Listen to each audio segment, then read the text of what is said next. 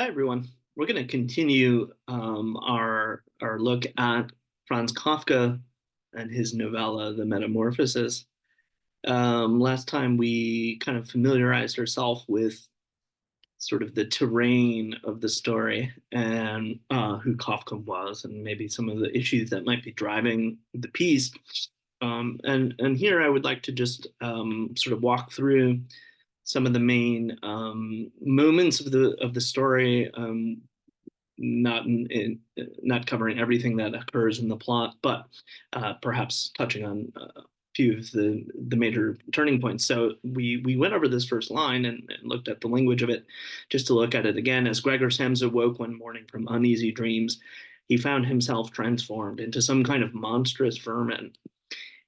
He lay on his hard armor-like back, and if he lifted his head a little, he could see his curved brown abdomen divided by arch-shaped ridges and domed so high that the bedspread, on the brink of slipping off, could hardly stay put. His many legs, miserably thin in comparison with his size otherwise, flickered helplessly before his eyes. So it's a fantastical, magical, totally uncanny kind of opening. We have Gregor Samsa, who we know throughout the story is a traveling salesman living in a tight apartment, tight confines with his family, his sister Greta, mother and father. And he has undergone this inexplicable transformation or metamorphosis into some kind of insect or monster. We went over the language last time. So Ungehir is Ungeziefer, something really filthy, something really strange, something really odd. Not clear what. And then for the next couple of pages, you probably remarked that from the first person point of view, Samsa will simply spend the next few moments trying to figure out what has happened to him, but his thoughts will more often than not kind of gravitate towards getting to work on time. Right, this seems to be his major preoccupation. So Kafka writes, "What has happened to me?" He thought. It was not a dream. His room, a proper human being's room, rather too small, lay peacefully between its four familiar walls. Above the table on which his collection of textile samples was spread, Samsa was a commercial traveler. There hung the picture he had recently cut out from an illustrated magazine and mounted in a pretty gilded frame. It showed a lady posed, sitting erect, attired in a fur hat and fur boa, and raising a heavy fur muff, which swallowed her arm right up to the elbow towards the viewer. This photograph, by the way, will be an important detail later in the story. It seems to be a cutout from a fashion magazine. So, you might have to, this might give us a little insight into Samsa's character. He doesn't seem to have a wife or a partner of his own. So he's very solitary, right? And this little detail, Kafka is quite great at lacing throughout his work because it adds a dimension of a really precise realism in a context that is totally magical and totally impossible. So that's an interesting contrast to think about how he will continue to modulate between the real and the fantastical. So there's some more details of Gregor kind of twisting and turning in bed, and his thoughts very quickly gravitate towards his calling or his job. Oh Lord, he thought, what a strenuous calling I've chosen. Day in, day out on the move. The stresses of making deals are far greater than they are in the actual business at home. And on top of that, I'm burdened with the misery of traveling. There's the worry about train connections, the poor irregular meals, human contact that is always changing, never lasting, never approaching warmth. To hell with it all. He felt a slight itching high on his abdomen. He pushed himself slowly on his back towards the bedpost so that he could lift his head more easily. He found the itching spot, which was covered with lots of little white dots. He had no idea how to interpret. He tried to probe the spot with one of his legs, but drew back at once. For the moment he touched it, he was swept by cold shivers. Now, the story is going to give us a rather large amount of details of this sort of Samsa reflecting on his monstrous body and trying to accommodate himself to this transformation. At first, his body is this total alien other thing that he seems to be caught in. And when he speaks, you'll notice to his parents, even though he appears to still be having human thoughts, the speech will be malformed and distorted by what are, I guess, insect vocal cords or something, right? It kind of breaks through in this indistinguishable, inaudible noise, right? And I think Kafka is trying to get us to maybe consider just the mere awkwardness of having a body, of what it would mean to have a body that once able becomes disabled, or a body that once well becomes unwell. Um, the process of becoming strange to yourself or alienating yourself in your body, in your embodiment, it seems to me is quite central to the metamorphosis. And so this might raise some questions for us in terms of, how philosophers in the past have tended to demote or degrade the body as a not very important feature of human existence, right? If you remember from Plato, to a degree, there was, because of his dualism, this idea that the mind was a non-bodily, immaterial substance that was separable from the body, and that the body was a prison, right? In Socrates' language. I think Kafka is really calling into question this kind of idea that the body is just a mere accident, and that the identity that we share is a non-bodily identity. It seems to me that this is not true in Kafka's vision. He's not making arguments, of course, but I think his story expresses this reality, right? So now Gregor will kind of reflect about what it will mean for him to be late for work, right? And he's way worried about this because his family is in financial distress. I think it's suggested that they owe money to the very firm that he works for, which is, you might remark on what a peculiar phenomenon that is, right? So Kafka has a lot to say about debt relations, and kind of the impact of an overly commercialized, perhaps capitalistic society, bending whole families into the grip of firms, right? And so, Kafka's play with the reversal of priority in Samsa's mind here is very telling, right? He writes, and he looked across at his alarm clock, which was ticking on the chest.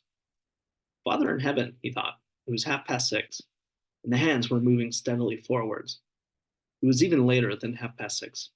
It was already approaching 7:15. Was it that the alarm clock hadn't rung? From the bed, it was clear to see that it had been properly set for 4 o'clock. So it had certainly rung.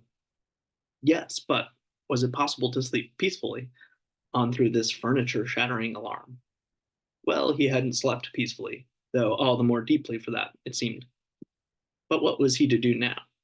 The next train went at 7. To catch that, he would have to hurry at a frantic speed, and his collection of samples wasn't packed yet. And he certainly didn't feel particularly fresh and lively himself. And even if he managed to catch the train, he couldn't escape a dressing down from the boss, for the attendant from work had been waiting at the 5 o'clock train and had long ago informed the boss that Gregor had missed it. He was the boss's creature, stupid and spineless. What if Gregor were to tell him he was sick? But that would be extremely embarrassing and suspicious. For in all the 5 years he had been in employment, Gregor hadn't once been ill until now. His boss would certainly arrive with the doctor with the health insurance, remonstrate with Gregor's parents for having a lazy son, and cut all their objections short by referring to the insurance doctor, for whom, of course, there was only one kind of human being, healthy, but work shy. And anyway, in the present situation, would he be all that wrong? In fact, apart from feeling quite unnecessarily sleepy after such a long lie-in, Gregor felt perfectly well and was even particularly hungry. Okay. Kafka doing some interesting things with the shifting perspective. First of all, he uses what's called free and direct discourse or free and direct style to shift from Gregor's narrow subjective point of view to a more global third person, almost God's eye point of view. So to take note of when those shifts are occurring. And now we have to remark about the direction of Samsa's thinking, right? So he has all this worry that he's going to be late, and he seems to almost agree with the judgment that he's likely to face from his superiors at work about his tardiness or his truancy, right? And kind of says, "Well, they're probably right. I'm not actually sick, right? I can be there." Um, this is kind of a bizarre take on one's circumstance, right? If you were to transform into a monstrous vermin, surely the resulting um, reaction would not be "I'm well, I'm okay." The reaction would be "This is a huge disaster, emergency," right? Call the doctors. I don't know, something. So, what is Kafka trying to say in terms of the degree to which Samsa has internalized what is authoritarian, perhaps, about his working life, right? How can it be that his very humanity is not relevant, really, for his working life, right? Is Kafka trying to say that all of our working relations are dehumanizing or alien? It seems to at least be raising the possibility that something about our work and our relationship with our superiors is highly, highly autocratic and totalitarian in the modern world.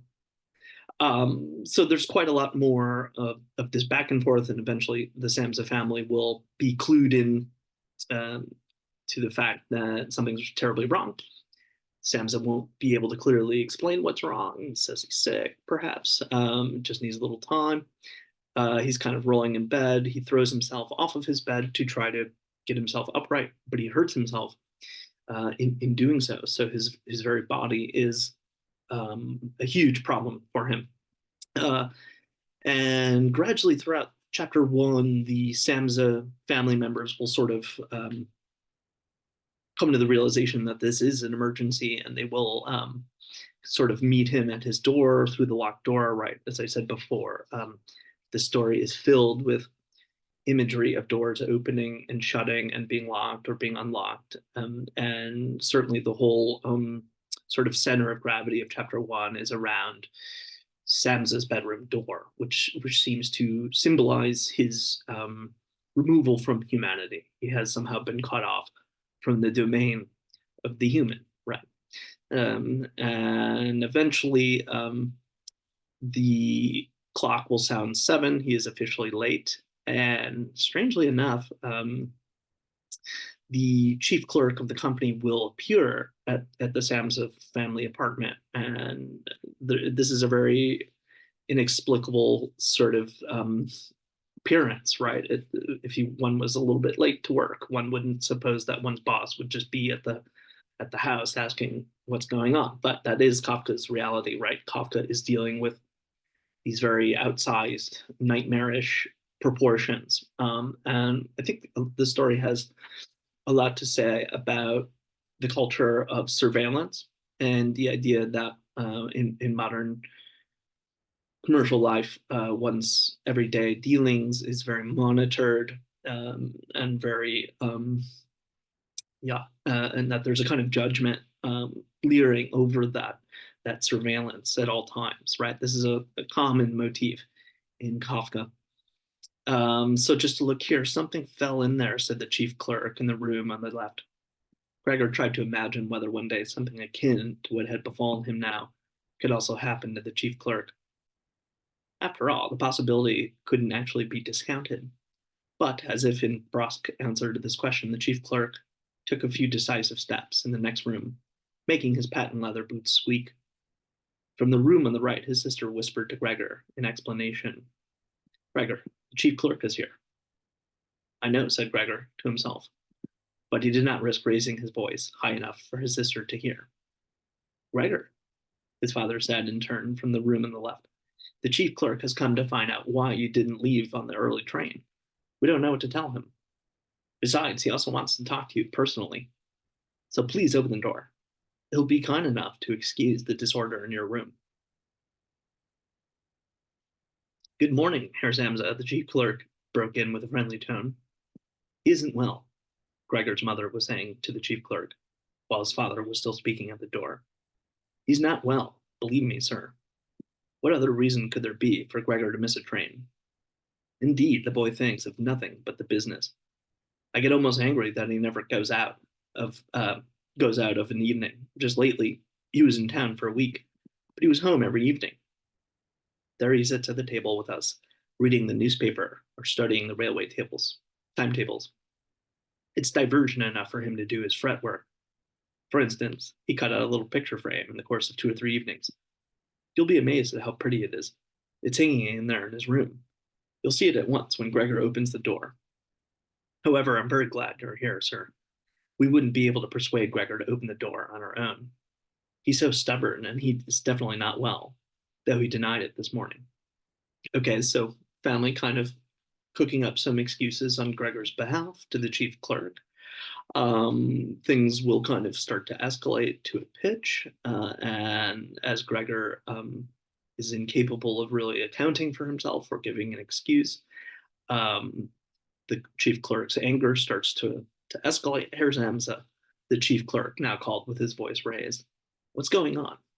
You're barricading yourself in your room, answering merely with yes and no, causing your parents severe, unnecessary worries, and neglecting, this just by the by, your business obligations in a quite unheard of way. I'm speaking here in the name of your parents and employer, and I beg you in all seriousness for a straight explanation right now. I'm amazed. I thought I knew you to be a quiet, sensible person, and now all of a sudden you seem to want to start showing off with these strange whims of yours. Indeed, the boss hinted this morning at a possible explanation for your absence. It concerned the job of cash collecting recently entrusted to you. But truly, I almost pledged my word of honor that this explanation couldn't be the right one. But now that I see your incomprehensible obstinacy, I lose all wish to put in the last word for you, utterly. And your position is by no means the most secure. I'd originally intended to tell you this between ourselves, but as you have me waste my time to no purpose, I do not see why your parents should not hear it as well. For your performance recently has been very unsatisfactory. True, it is not the season for doing particularly good business. We acknowledge that. But a season for doing business, no business at all, Herr Samsa. There is no such thing, and there cannot be. All right, so now the judgment about Samsa's low work performance apparently is issuing forth. This seems sort of implausible if Gregor is totally devoted to his job and seems to have no life beyond it. But in any case, the boss is at the very least using this as a threat of sorts to try to get him from his locked bedroom. Gregor tries to explain himself and to, kind of try to appease the chief clerk, but things are sort of broken in translation. No one can understand him. And the chapter will conclude with Gregor finally emerging from his chambers, which proves to be kind of a disaster. Let's take a look here. Gregor made no attempt to enter the room now, but leaned against the other firmly bolted wing of the door on the inside, so that all there was to be seen of him was half his body and his head leaning towards one side as he peered across to the others. Meanwhile, it had become much brighter. On the other side of the road, a section of the endless gray-black building opposite, it was a hospital, was clearly to be seen, with its regular windows sharply interrupting the frontage. The rain was still falling, but only in large drops, each single one visible, and each single one literally hurled onto the ground. The table was still laid with the china from breakfast, far too much of it, for Gregor's father regarded breakfast as the most important meal of the day. dragging it out for hours as he read various newspapers. Directly opposite, a photograph of Gregor from his time in the reserve hung on the wall, showing him as lieutenant with his hand on his sword, smiling light-heartedly, demanding respect for his stance and uniform. The door to the front hall was open, and the door to the living room was also open. It was possible to see out onto the apartment landing and the top of the downward stairs. Okay, so more imagery of doors. Eventually, Gregor will emerge from his room and will be seen by all. And this produces a huge kind of tidal wave of horror, understandably, from the family. The maid will go running and screaming. The mother will break out in tears. There's coffee described as overpouring. So the whole sort of environment, the ecology of the environment is a very chaotic one. And finally, the chief clerk will take a gander at Gregor and will be completely freaked out, understandably, and will just slowly back his way into the vestibule of the apartment and leave. The chief clerk must be detained, pacified, convinced, and finally won over. After all, Gregor's future and his family's depended on it. If only his sister were here. She was clever. She had been crying while Gregor was still lying peacefully on his back. And certainly the chief clerk, that lady's man, would have let her talk him round. She would have closed the living room door and talked him out of his terror in the front hall. But his sister was just not there. Gregor himself had to act, and without thinking that as yet he was not in the least familiar with the movements he was capable of performing in his present state. Without thinking, too, of the possibility, indeed, probability, that once again his speech had not been understood. He abandoned the wing of the door, pushed himself through the opening, and made to approach the chief clerk, who was already clinging ludicrously with both hands to the banisters on the landing. But as he was looking for support, Gregor promptly fell down onto his many legs, giving a little cry. No sooner had this happened than he felt at ease with his body for the first time this morning. His little legs had firm ground beneath them. They obeyed perfectly, as he observed with pleasure. They even did their best to carry him where he wanted to go. He already believed that his final recovery from suffering was about to take place there and then. And so interesting that Gregor already is adapting to his body. And this will be a process, a slow process of adaptation throughout the story as Gregor becomes perhaps more and more insect and less human. And as that unfolds, the Samsa family will have to make decisions about what to do with his living environment. There will be a big kind of dispute between the mother and Greta over whether or not to move his furniture out of his bedroom so he can have room to climb and on the ceilings, etc. But to move his furniture out would also, in effect, perhaps be giving up on his re-transformation into human form. And then there will be little daily habitual shifts in the taking care of Gregor. Greta will emerge as the main kind of caregiver, as she will bring food to him every morning. First, milk and bread, which is his favorite food, but she notices that he doesn't like it now that he's this monstrous vermin. So she will swap out the milk and the bread for rotting food, and as he increasingly comes to be this monster, she will make accommodations, but their relationship too will undergo significant transformations. Um, so, as you continue to read chapters 2 and 3, try to pay attention to the not only Gregor's individual position as having suffered this transformation and what it might ultimately mean for him, but try to pay attention to the shifting family dynamic between, most importantly, Gregor and Greta, because their relationship will change. Greta's power will increase as Gregor becomes more disabled. And also pay attention to the relationship between the father and Gregor, and that kind of tyrannical, bullying father figure will emerge in a very dramatic and violent scene at the end of chapter 2. So then in chapter three, we will explore the conclusion of the story and try to try to sort out exactly what Kafka might be trying to say. And this will entail a kind of shift in the Samsa approach to dealing with this situation. And there's a very powerful scene where Greta is playing violin to three lodgers who have rented out Gregor's bedroom, and we'll have a look at that scene in detail, as well as the conclusion to the story and the final pages. So please read chapters 2 and 3.